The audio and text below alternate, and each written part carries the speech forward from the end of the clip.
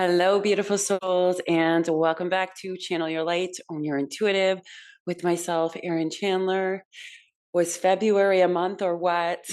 Probably most of you have had one heck of a month, either amazing synchronicities and magic. Perhaps you feel like there has been a lot of chaos in your world and things going wild and awry. So I'm being told to highlight that because this was known. It was known that February would be an intense month with a lot of change, a lot of shifts, a lot of illumination of how you got to where you got, or how other people around you behave, all those different beautiful things. So while there was this massive illumination by the Planetary Commission with Pluto, bursting pockets of limitations, limited beliefs, encased life force energies of old traumas, then after that bursting and illumination usually comes a profound spiritual healing, like deep spiritual healing. And in that deep spiritual cleansing that happens, I want to say, because it did happen, whether you know it or not, sometimes it's on a conscious level. I'm being told there's somebody on here. You consciously are aware when these things happen. It's like having psychic surgery and being aware that the surgery is going on and who's in your energetic fields and who's pulling out what. It's being fully consciously aware of what's happening in the etheric or the energetic realms around you, to you, for you, all of those things. And then there's others. So don't forget, not everyone's like you, if that's your message.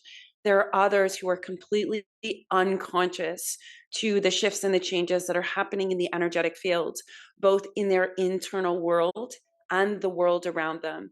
There are some people who are completely oblivious, is what I am hearing, to the actual changes that are happening. So it's also I'm being given the opposition or the opposites of some people. They move through transformation in a way that it's every step. They feel every nuance. They feel it deeply. They go through all of the thoughts and the beliefs consciously, totally aware that they're moving through this transformation.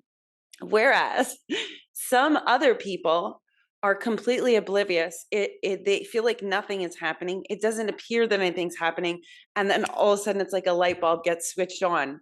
And suddenly they're acting differently, behaving differently, thinking differently, being more cautious perhaps, or being less cautious, I want to say. So there's all these different dynamics of how people process these illuminations and spiritual clearings and reprogramming, and how we each attune to the changes in frequencies so differently depending on our conscious journey, our blueprint, the way our energy works, what we're consciously or unconsciously needing to program. For example, person A over here has a limiting belief about money, but person B over here, they don't have any limiting beliefs about money, but they have limiting beliefs about love. So do you see how there's so many different dynamics that are happening all at the same time?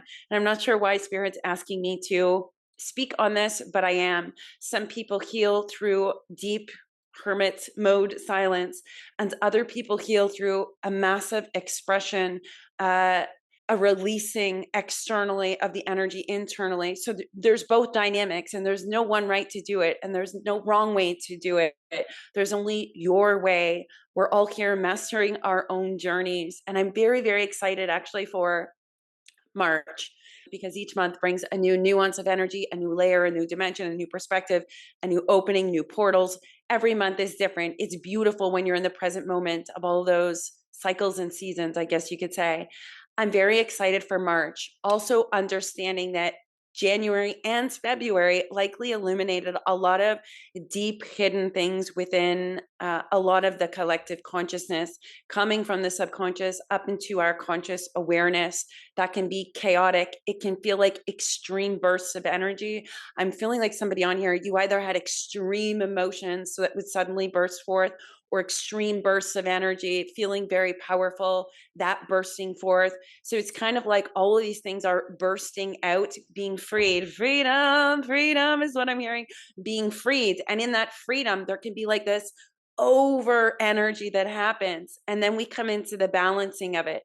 So March is about the balancing. At the end of, I want to say at the end of February, there was either a new moon or a full moon in Virgo. I can't remember which it was. But that energy was really about highlighting all the little things that create the big things. So we've just come off of the month of February in the self-love sanctuary, and wow, what an incredible month and container with amazing synchronicity signs and transformations that happened rapidly, that were very deep and profound. It was just amazing. I feel blessed beyond measure to be able to hold a container for miracles. That's what I'm hearing. Containers for miracles, frequencies of miracles, frequencies of alignment, and spiritual teachings and guidance and meditations that really help individuals to embody mind, body, spirit, thought, emotion, and action, aligning all these together as a total embodiment. It's a beautiful thing. So we've just come off of this month of February, the self-love sanctuary. And the reason I'm highlighting this is actually because there were so many nuances in this container of the month that really illuminated a lot of things, setting us up for March. Now, one of the things that came through, I want to say beginning to mid-February in the self-love sanctuary, a spiritual teaching, was that of the mountains. And here's how this ties into March, because March is about the little pebbles. I talk about mountains a lot. Mountains have great significance to me, whether we're standing atop of them, chipping away at the bottom, moving around them, plowing right through them, or building them or dismantling them. Mountains are important. And I feel like we often tend to view obstacles and struggles when we have a certain mindset as this mountain that we can't overcome. It's too exhausting. It's too overwhelming.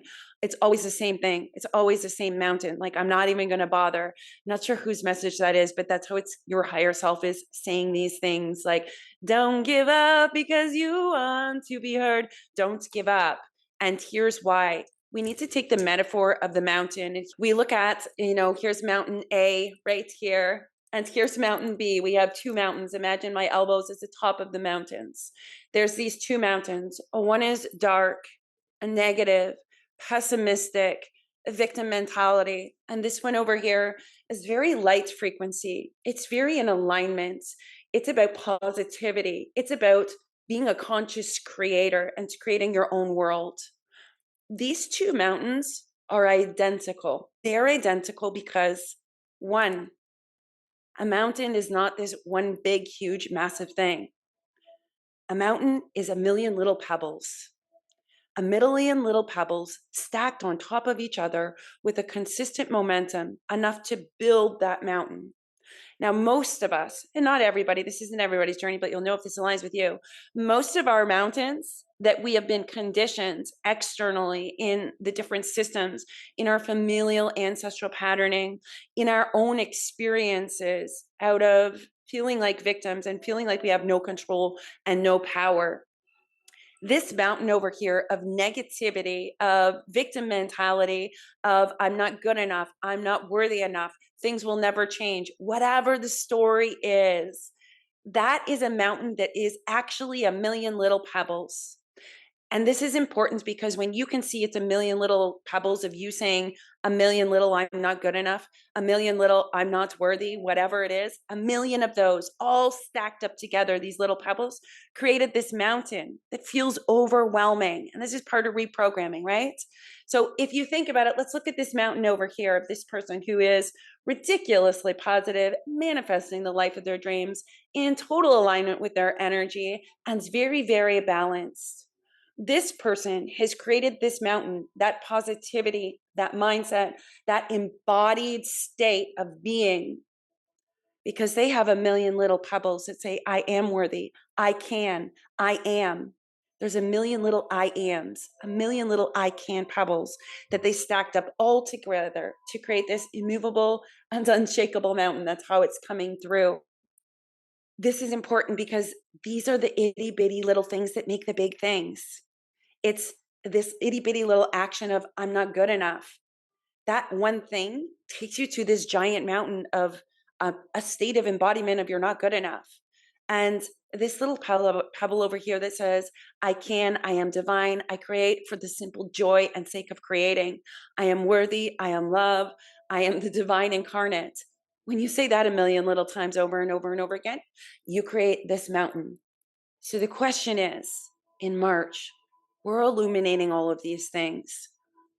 What are the pebbles that have created the mountain that stands in front of you? Because if you can stack pebbles, you can also remove them pebble by pebble. You can switch out this pebble for that pebble, right? We can say, okay, this is my pebble. I'm going to engulf it, envelope it. I'm seeing a dark sphere of consciousness being literally engulfed and eaten by a life sphere of consciousness, for lack of a better word. I want to reference quantum theory and quantum entanglement.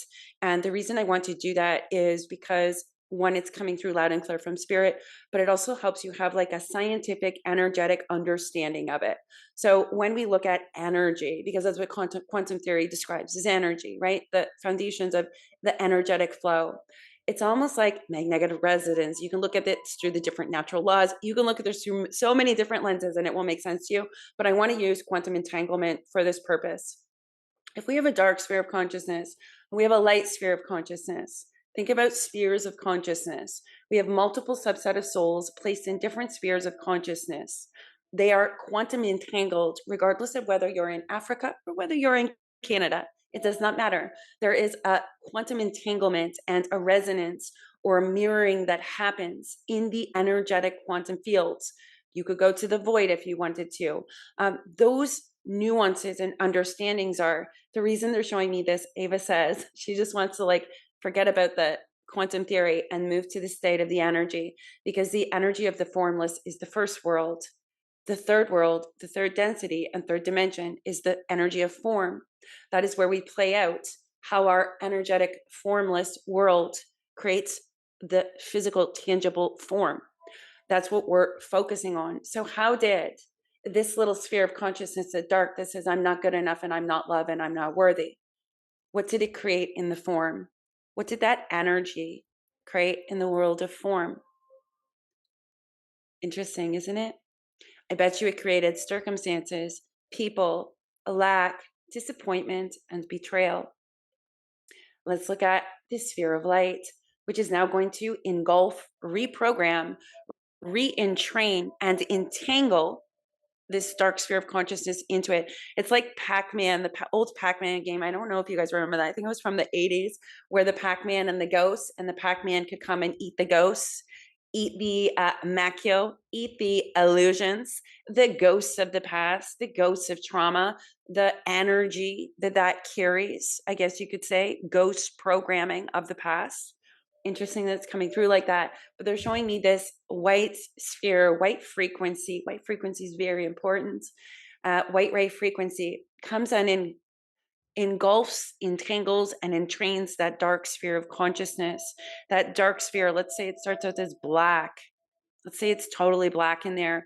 When it becomes engulfed, entangled into that white, more powerful ray frequency is how it's coming through.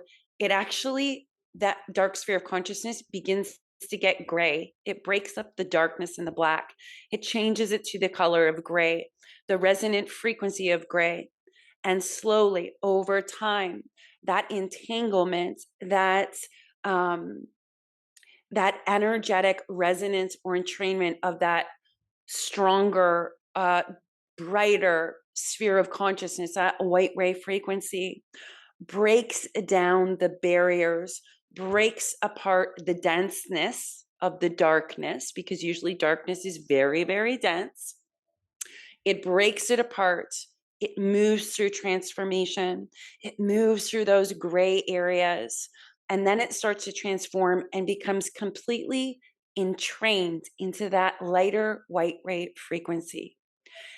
Now, I'm looking at these as spheres of consciousness using quantum theory, energy resonance. That's what I'm using, right? Energy entrainment to describe how this works. Now, let's move out to a broader scope, is what I am hearing.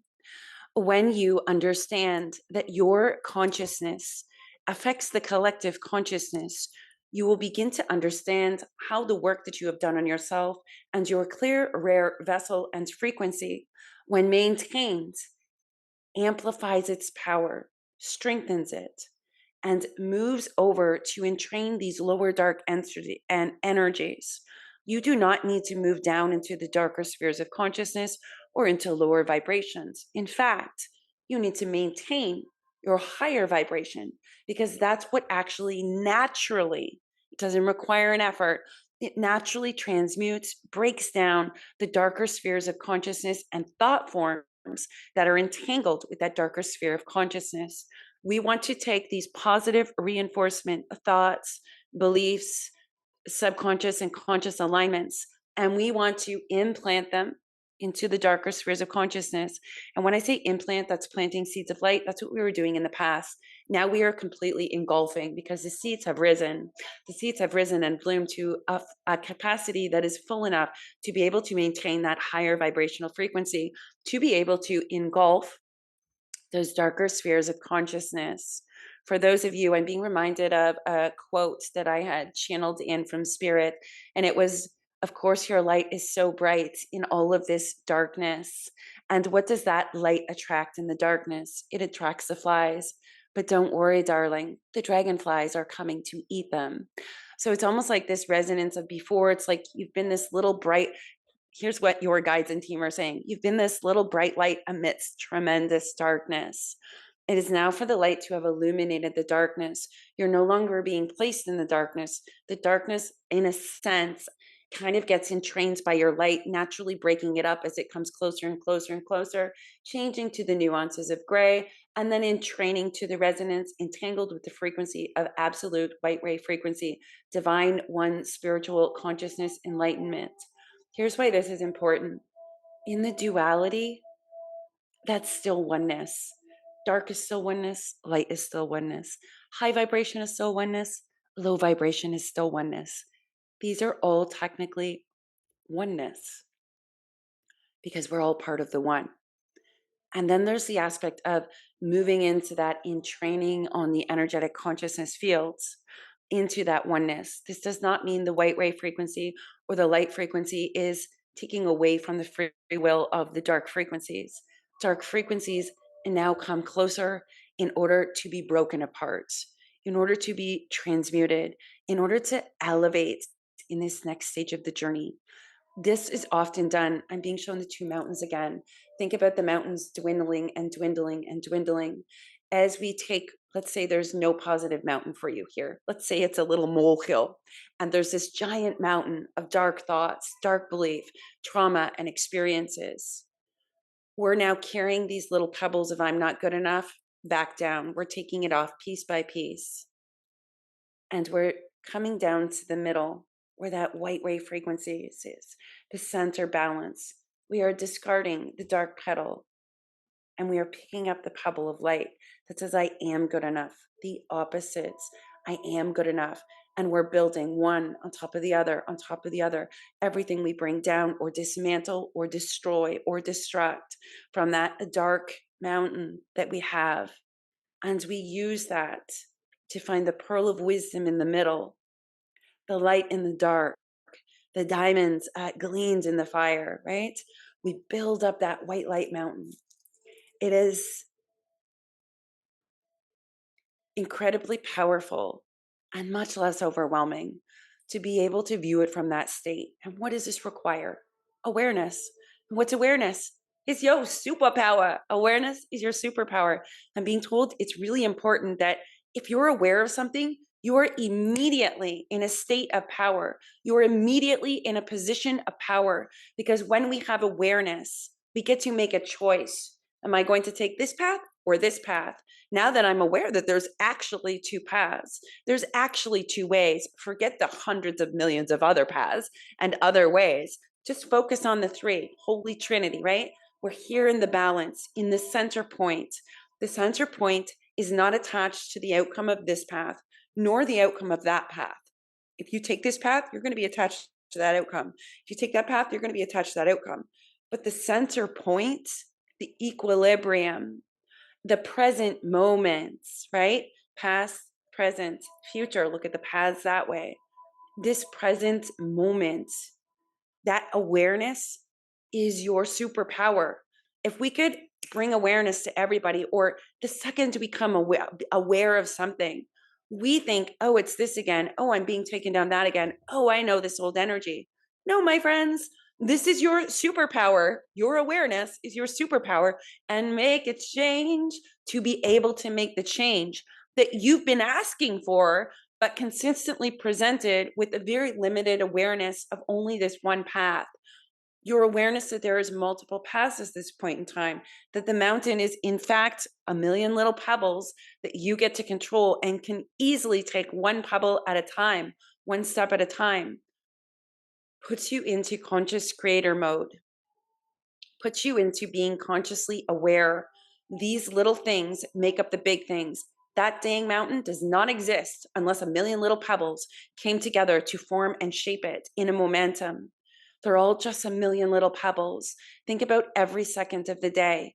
It's just how many seconds in a day. I don't even know how many seconds there are in a 24-hour period, but think about it like that. How many seconds are there in a 24-hour day? How many hours are there in a 24-hour day? We think of it as one day, but really, when we break it down, that's 24 hours. That's 60 minutes, 24 times. That's how many seconds within the 60 minutes. Breaking it down like that, moving backwards from the big mountain we've created and saying, hold on, this is just one pebble at a time. You can do this. You can do this. One step at a time. The mountains and the pebbles is something that allowed me to not feel overwhelmed in my awareness. So, for those of you who are really tuned in, tapped in, have a real resonance with the entire collective consciousness, where it's not about, oh, we're all high vibing and oh, we're all dark and dense over here, but rather you're maneuvering in both. You have an awareness of both. Your awareness of both is your superpower. Your awareness that this frequency that's just showed up is very low and toxic for you puts you in a position of power. Your awareness that this frequency over here feels like total alignment and just ease and flow and effortlessness. That also, awareness, is your superpower. It's your superpower because instead of these two aspects, dark and light, good and evil, good, bad, sorrow, joy, light, dark, however you want to put it, however you look at it, when you have awareness of both of them, you're suddenly here. You're above both of them because you get to choose from your awareness. But most of us feel like this light and this dark, this good and this evil, this bad and this good, like high frequency, low frequency, sorrow, joy, whatever it is on these two ends of the spectrum, which are the same spectrum, which are still part of oneness, regardless of which one they're showing up as. We've often been operating down here in this aspect, like I'm this little person here and I don't have control, and I'm seeing all this dark and all this light, and I can feel the light and I can feel the dark, and one day's this and one day's that. We're operating as if we're these little itty bitty things and these are in control. We're going to switch this. The second you have awareness of these two oppositions, these two ends of the spectrum, you're coming into the balance of the center. It's no longer these control me and are above me and I'm at their whim. It's suddenly, hold on, I have awareness of these two, and what am I going to do with this? Because I know which one I want to choose and I know which one I shall not choose again. Your awareness is your superpower. You could look at these two dynamics as mountains. You could look at them as this whole concept of dark and light, this whole idea of separation. Listen, friends, sometimes I'm really glad that I am separate from all of you and all the other energies in the world. I am really glad that I came back from the oneness to separate out into an individual, though I'm still part of the oneness, to experience all of you, to experience me in this separation, to experience just my own soul's core essence, my own journey, and to witness all of the journeys of everyone else, and to draw in the guidance that helps to weave an ease and flow, like this kind of a spiritual teaching, to help others on their own journey. That's the beauty of the divine. That's the beauty of the separateness and the oneness happening at once. Separation and unity technically are all unity. There's the molding and the melding of the unity, those that are aware of how my thoughts affect your thoughts. And then there's those in separation, which is technically just those who are unaware of how everything they do and think and feel, what they're conditioned into, does impact the unified field. So I trust that this is divinely timed for the energy right now. We are coming into a new moon. Rome was not built into a day. The moon cycles are extremely powerful because they're linked, weaved, part of the first world of energy. It moves the ebbs and flow of the tides of the water. And what are you made up predominantly of? Water. Think about prima materia. Think about harnessing the aspects of the water within you and the energy within you. You cannot shape and mold your external world if you are not consciously shaping and molding your internal world the way you want it to be. Otherwise, your external world and your experiences will simply reflect the chaos or the lack of control within your internal world and your energetic fields. This is something I'm super passionate about. When you master your energetic field, your awareness of yourself, your intuitive skills and abilities, you end up mastering your life. Why is that? Because you're mastering you, and your life is a result of you. Own your intuitive, own your whole freaking life. Isn't that crazy? All this woo woo stuff. Where is it taking us? Freaking absolute inner power and becoming conscious creators, utilizing all aspects of the mind, body, and spirit, using the first world of energy in order to form a third world. That third world where it comes into form with the energy that we actually wanted to consciously create. You cannot be aware of anything outside of you if you do not cultivate an awareness inside of you. You cannot own your world and be a conscious creator if you do not own you and consciously create from a whole state, authentic state of you. Isn't that exciting?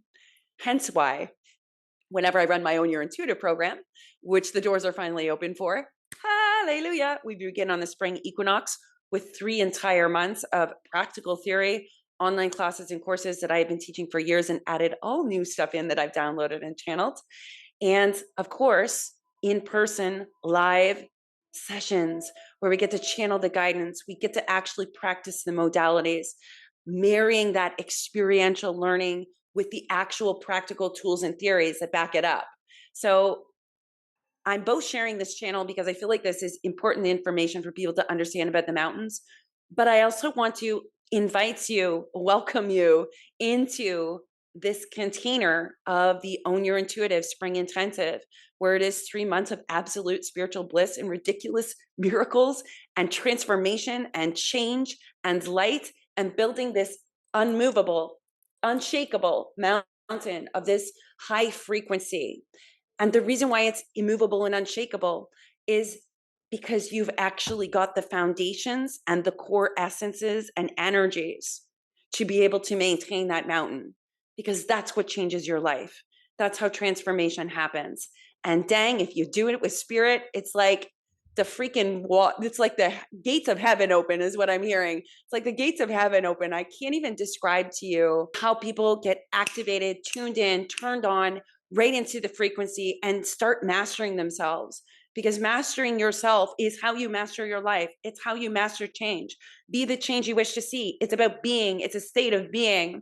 And I really want to invite all of you. The doors are open. Registration ends on the 20th of March. So we've got a small window. That's why I want to invite you now. But we are literally dismantling the mountains and the barriers and the blockages to our energy. And we are moving with our mediumship. We're doing psychic development, helping you build those muscles, understand your world, past, present, and future. We're going to be looking at mastering your energy, your energetic field, discerning what's yours and somebody else's, how to easily and effortlessly remove negative energy, cultivating a mastery of self. We're going to move through all of the different dimensional aspects of yourself, opening to different dimensions and perspectives, and learning how to use them, having tools that allow you to utilize this information in your everyday life. Own your intuitive, own your freaking life. Your most empowered self is always your most intuitive self. Why is that? Because your intuition is your inner divine compass, and you're the divine walking the earth plane.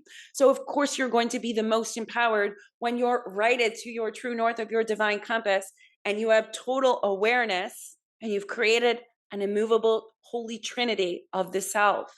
Master the self, master your world. Master your world, master the world.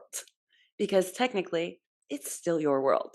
So, I trust that this channel has helped you, this information, this spiritual teachings, because although it came through originally in the channel, it's really just a teaching, a modality, and a perspective that allows you to have a moment of clarity to allow you to make a choice, choosing the path of owning your world or choosing the path of continuing the status quo.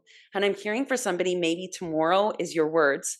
So it's interesting. Maybe tomorrow, there's always going to be another tomorrow. And when you get to tomorrow, you're going to say the same thing until you're at the very end of your life. Not sure why it's coming through like that, but maybe tomorrow is a total time trap. It's a total time trap. And I say this from the aspect of I really roll with the divine feminine. When I need to rest and I'm clearly told you need to do this tomorrow and not today, I follow that guidance. But that's because I know my energy and I'm highly aware of whether that's a time trap of maybe tomorrow because I'm avoiding, procrastinating, don't want to put in the effort, or simply don't want to change, versus no, the energy is aligned tomorrow for you and you must focus on this because that's the building block for tomorrow. There is a distinct difference between these two understandings. And we're easily able to discern these things when we've cultivated a mastery of the self, a mastery of energy, a mastery of our intuition. And that's the gift I want to share with everybody else because everyone can do this. Everyone's an intuitive. You're all mediums. You're all energy masters. You are all here to master yourselves, to master your own life. You're all here to master those things for you. And I'm just here to hold the container to help you do it and give you the tools and the roadmap to have you do it very, very quickly. So I hope you will join me in the Own Your Intuitive Spring Intensive. There is a link for you to check that out in the video description box below. And of course, I trust that this spiritual teaching about the mountains and the pebbles and your superpower of awareness really helps you to take this month of March and leap, like jump. Do not give up. Everything is literally right there in front of you. It's simply your awareness that it actually is. Friends, I am wishing you all a beautiful week, a beautiful new moon, and I'm sending you much love, light, peace, healing, and of course, transcendence. Until next time.